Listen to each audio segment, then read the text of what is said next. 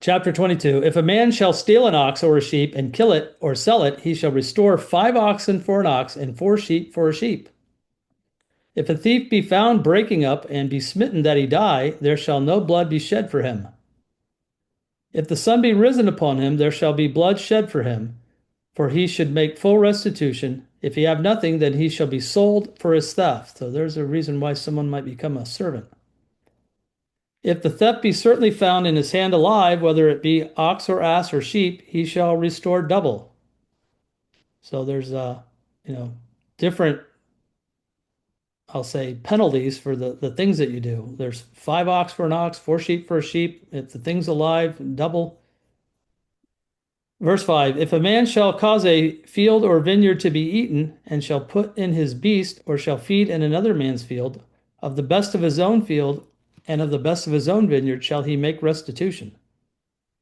So this is where I say the law had elements to it that if you did wrong, you had to do something about it. Obviously, if you killed somebody, you're going to lose your life. If you're stealing or damaging things, you had to do something about it. And you might say, well, the guy's not really sinning here. Well, in some cases they are. In other cases, they're being careless. Sometimes it's an accident. My fence broke down. My animal came over into your vineyard and ate of it. So I have to restore, even though it's not like I was wickedly doing something here. Again, the whole point is to make a nation that can have a community where people can, a society that people can live in and feel like, hey, this is a good place. This is a good life. And we have a good God. Verse 6, if fire break out and catch in thorns, so that the stacks of corn or the standing corn or the field be consumed therewith, he that kindled the fire shall surely make restitution. And if a man shall deliver unto his neighbor money or stuff to keep, and it be stolen out of the man's house, if the thief be found, let him pay double. If the thief be not found, then the master of the house shall be brought unto the judges to see whether he have put his hand unto the neighbor's goods. For all manner of trespass, whether it be of ox, for ass, for sheep, for raiment, or for any manner of lost thing, which another challengeth to be his, the cause of both parties shall come before the judges, and whom the judges shall condemn, he shall pay double unto his neighbor.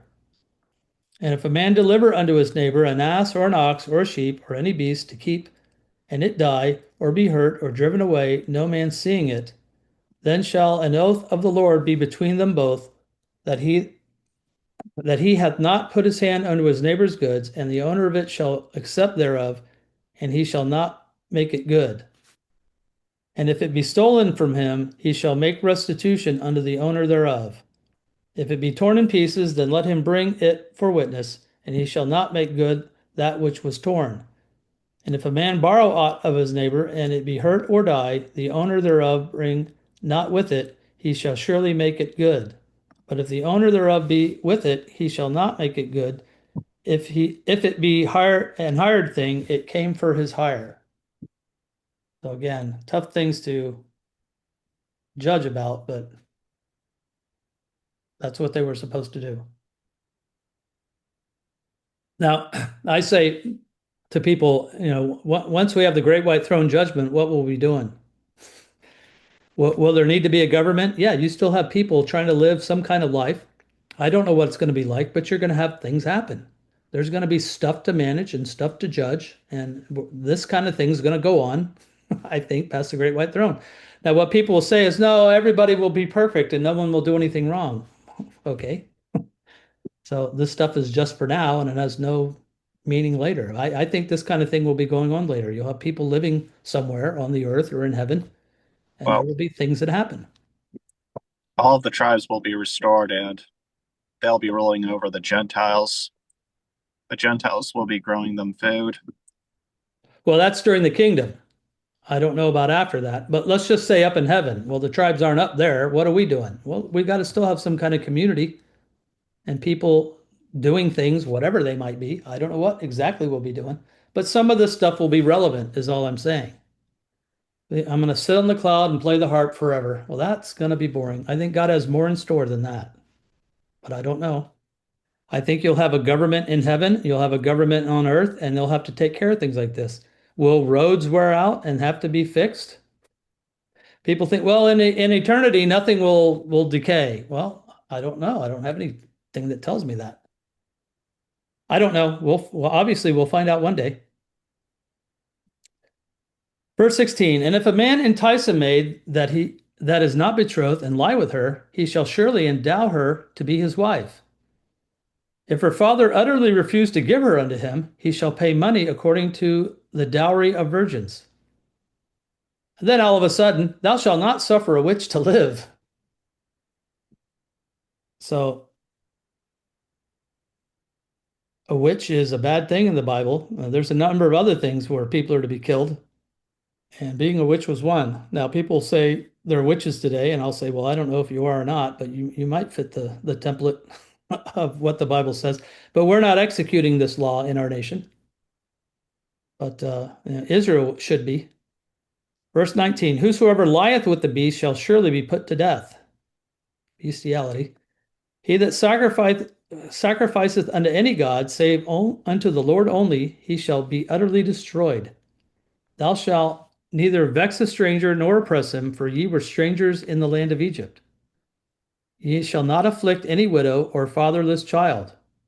If thou afflict them in any wise, and they cry at all unto me, I will surely hear their cry. And my wrath shall wax hot, and I will kill you with the sword, and your wives shall be widows, and your children fatherless. So let me just pause there. This child, I'll say, is afflicted and is crying unto God. How is he going to hear?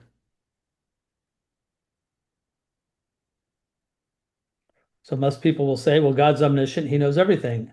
Well, then why even say this? Why not just say, if they cry to me at all, I'll hear it. I know it. I already know it. See, God's using a reporting system, and this is why you have angels meeting up in heaven and they're reporting unto the Lord what they know. It's not that the Lord doesn't know, he's not working that way.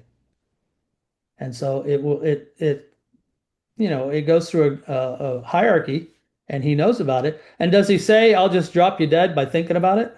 No, I will kill you with the sword. I'm going to send somebody to come and get you. He's just not zapping them from heaven. Could he do that? Yes. That's what I try to tell people when they say God can do anything. Yes, but he's not doing anything, is he? He's doing certain things, and he tells you what they are. He's operating in a certain way that we need to understand. Now, this is obviously about the law. How is he working today? And I'm not going to go off and try to answer that, but it's in the scripture. We don't say God can do anything. Well, that's true, but he's not. He's not doing whatever you can think of. He's doing what he's told us. All right. End of sermon. If thou lend money to any of my people that is poor by thee, thou shalt not be to him as an usurer, neither shalt thou lay upon him usury or interest. If thou at all take thy neighbor's raiment to pledge, thou shalt deliver it unto him by that the sun goeth down. For that is his covering only, it is his raiment for his skin, wherein shall he sleep. If it shall come to pass, when he crieth unto me, that I will hear, for I am gracious. Thou shalt not revile the gods, nor curse the ruler of thy people. So here's a usage of the word gods that isn't referring to the angels. You can say it applies to them. Don't curse the gods, but it's really talking about the rulers on earth. And Jesus says, didn't Moses call you gods? And all it means is a judge, a ruler. It's just a different word for it. So, but there are gods that the people worshipped. And then those are the problem through most of the Old Testament. Thou shalt not delay to offer the first of thy ripe fruits or of thy liquors. The firstborn of thy sons shalt thou give unto me. Likewise shalt thou do with thine oxen and with thy sheep. 7 days it shall be with his dam. On the 8th day thou shalt give it to me. And ye shall be holy men unto me. Neither shall ye eat any flesh that is torn of beasts in the field. Ye shall cast it to the dogs. Now, while the firstborn belong to God, they're able to redeem, a son. So it's not, you don't go off and sacrifice your child. That's not what it's saying. But firstborn belongs to God, as it goes back to the Exodus. But they're to redeem their child with some type of offering. Again, you have to know all this stuff. When it's part of your culture, you would understand it. But for us, we got to go look it up and wonder how that all worked. All right. Got through chapter 22. Next time there'll be more laws. So that unfortunately we're in that phase of Exodus where people usually want to quit when they're reading because there's a lot of these laws. People think of the Israel's law. They don't think about all these. I don't know what the number is. There's 600 plus commandments, laws that Israel had that are in the Bible. I'm sure they had many more than that. But people think of the 10 commandments. So that's pretty easy. You're not doing all the rest of it. It'd be very hard. But when it was part of your culture and everybody's trying to do it, it wouldn't be as bad. But just understanding all this stuff, it's pretty tough. Questions or comments?